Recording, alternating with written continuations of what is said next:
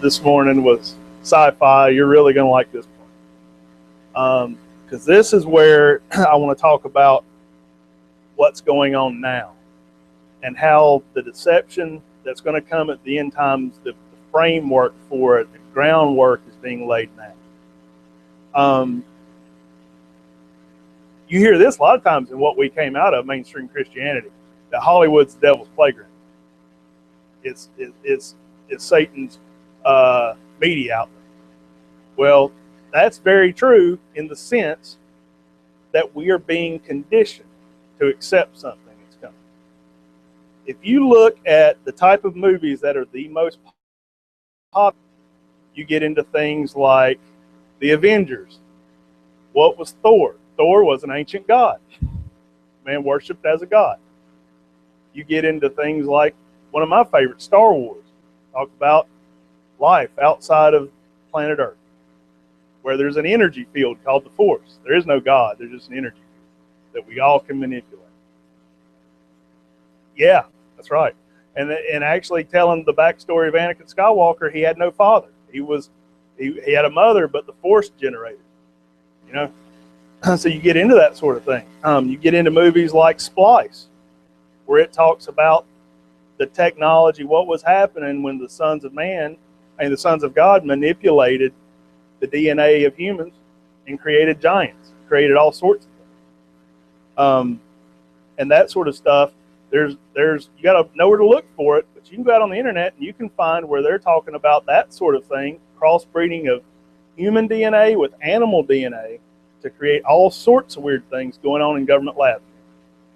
Now they position it all in the stance of trying to find cures for disease and that sort of thing. But I don't think that's the case. I think there's a more nefarious reason for why that stuff's going on. But we start to see things like movies such as E.T., the extraterrestrial. He's a cute, funny guy. He hangs out with the stuffed animals in the little girl's closet and stuff. Close Encounters of the Third Kind, where they're friendly aliens that come down out of a spaceship and they're just here to help us along, and that sort of thing. I want to read you. Does everyone acknowledge demonic activity? We saw it rampant throughout the scripture, demonic activity. A good example of it, and it's something that's very popular now, is using a medium to contact the dead. Now, we know that the dead are actually dead. But when King Saul went to visit the witch of Endor, a demonic being posed as Samuel. Had the voice of Samuel, looked like Samuel. And that kind of counterfeiting is going on now. One of the most popular shows on TV is Long Island Medium, where demonic activity is kind of pushed out to the mainstream. Well, one of the things that I wanted to talk with you about is I believe that the mode by which many of the celestial wicked are working now and making themselves known to this earth is through a phenomenon that's the UFO, quote, alien phenomenon. A lot of it is kept quiet, but the database currently for sightings that are reported is over 93,000 sightings. You have presidents such as Truman who have made statements, one quote where he said, yes, flying saucers do exist and they are not created on this earth. That's a U.S. president saying it. There was a documented case in World War II. This was in 1942. You can actually go out on the internet and pull up I believe it was the Los Angeles Times that reported this. There were ships over Los Angeles. This has become known as the Battle of Los Angeles. The worry was, the concern by the military was that it was some sort of new craft that had been developed by the Japanese. So began an anti-aircraft assault on it, firing into the sky thousands of rounds, and they were hitting these ships. Those ships stayed there. People even talk now on camera about how they were kids then and said, yeah, it was the scariest thing we ever saw. It was reported in the news. How many people have heard of that? There's a couple. Yeah. Well, That movie's loosely based on something that really did happen. Well, in 2 Thessalonians 2:11 through 12, Paul says, "And therefore God will be sending them an operation of deception for them to believe the falsehood, the lie, not a falsehood, that all may be judged who do not believe the truth but delight in injustice." And I want to talk to you a little bit about this ground that's being laid for this coming deception. People who have had contact with these, quote, aliens, and I'll just call them celestial beings, here's what they're saying. See how spooky this is. They say that they were our creators, that they created us through technology. They tell them that Jesus was one of the ascended masters, just like Buddha, just like Muhammad. And that these messengers were sent from them to enlighten us. They say that they want to help mankind move forward just like Jesus, become like him. They claim that Jesus, after he was crucified, was revived through their technology. And that he was taken away up in a ship. They say that Gabriel, who came to Mary, was one of them, to tell her that she would give birth to this ascended master. But I'm telling you, people are falling for this stuff. This is where the New Age religion and paganism are headed. If you think about this, mainline Christianity doesn't even believe in a snatching away. They don't believe that the events in Revelation are still future. They believe that stuff happened in the past. Now, if you think about this, Christianity is waiting not to be manifest in heaven, like Paul said. They're waiting for the return of Christ. They're waiting for the second coming to be the next big event. The Jews in Israel are waiting for the Messiah to come. They rejected the real one. They're waiting for a false one. When you look at all the ancient cultures around the world where these people, our modern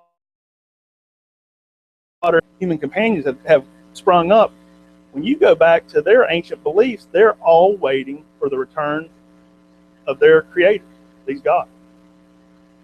And I believe that when we're made manifest and they're booted out, they're not going to come showing up looking like angels. They're going to come in a disguise. Satan approached Eve with a disguise. He came as a serpent. It looked very beautiful. And these beings, when they come back to earth, when they're cast to earth, they're going to come with all the answers. And they're going to be led by the Antichrist, who's going to have the answers to unite the world in a new religion that's going to direct worship to Satan. Now, the good thing is we know how all this ends. We know that this is just one piece of God's overall plan. And we'll get to play a part in it, in that we'll help reconcile these evil beings. They won't always be evil, just as Satan won't always be the adversary. My guess is that Satan would have to get a new name after his time in the lake of fire. He'll be purified. He won't be adversary anymore. And this is all through what Christ did on the cross. And I wanted to let you know this too. The Catholic Church, the Vatican, is very much invested in all this. Did y'all know that the Catholic Church, the Vatican, owns one of the largest astronomical observatories in this country? And that telescope's name is Lucifer. Now, it's an acronym, but it's called Lucifer. And I want to give you a few of the quotes that astronomers have said, what they've said publicly. And this is Father Giuseppe Panzellaniti, Vatican astronomer, who's the head of the program there. This is what he had to say. Christians will not immediately need to renounce their faith in God simply on the basis of the reception of this new information of a religious character from extraterrestrial civilization. This content originating from outside the earth has been verified. They will have to conduct a rereading of the gospel inclusive of that new data. And that's priest within the Catholic Church. I don't have a date for you. I can get it for you. This is a quote from Father Malachi Martin, who has advised the last 3 popes. He says, the highest levels of the Vatican administration and geopolitics know that now knowledge of what's going on in space and what's approaching us could be of great import in the next 5 to 10 years. This was a quote from Gordon Cooper, who was a NASA astronaut in the Mercury and Gemini programs. He said, you want to know about UFOs and little green men? Contact the Vatican. They have an observatory out in Arizona, and that's what they're looking for. And all this is being set up to bring about this last false delusion. I can probably take 1 or 2 questions real quick. Got it.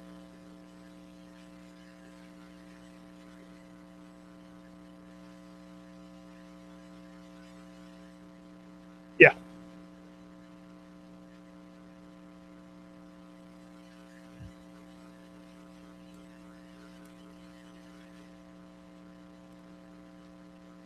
Yeah. And I don't think we give enough credit to Catholicism for what it came out of.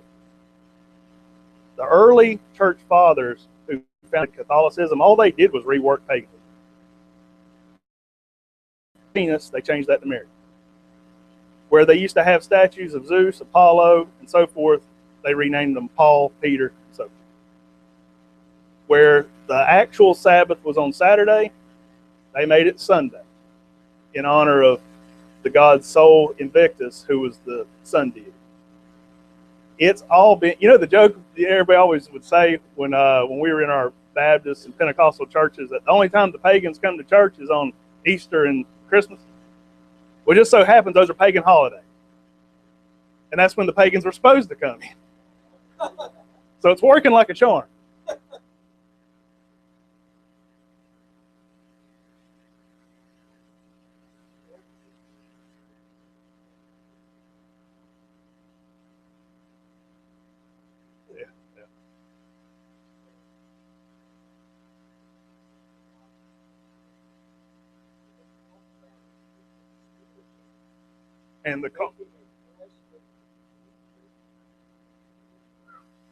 And how does that work? Because I don't think they actually mated with the human women. I think that was the way Moses wrote it down, because that was within his. He didn't understand that technology. What they did was, when it says that they took wives for themselves, that word that's translated wives just means women. But what they did was they took them and they implanted them to give birth. They reworked the DNA. They took DNA, they reworked it. My guess is they did all sorts of things. Mixed it in with animals, mixed it in with plants, to create all sorts of monsters. That's why the flood was sent, to wipe all that out.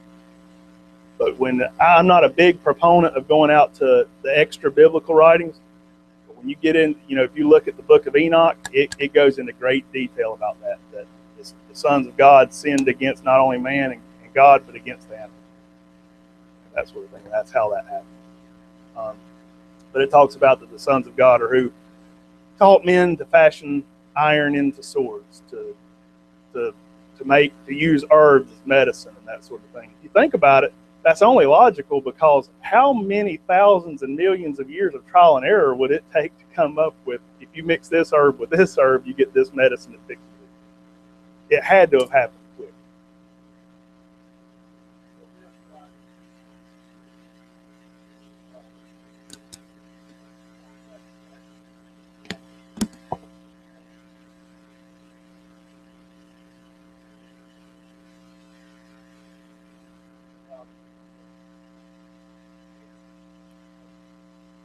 Yeah. Demetria. Yeah.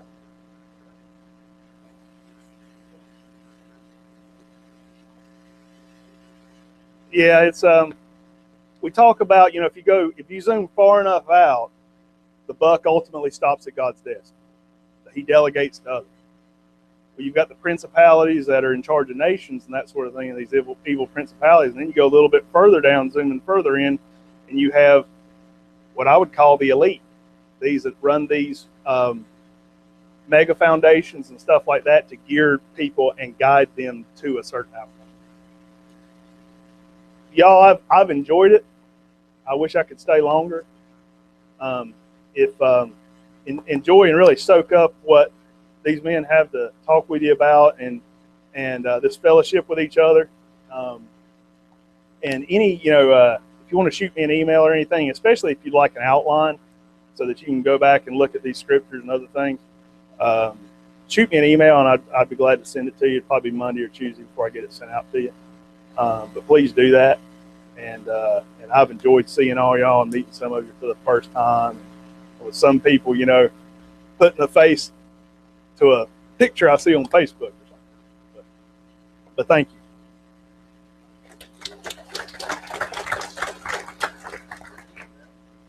Yeah, I got to take it.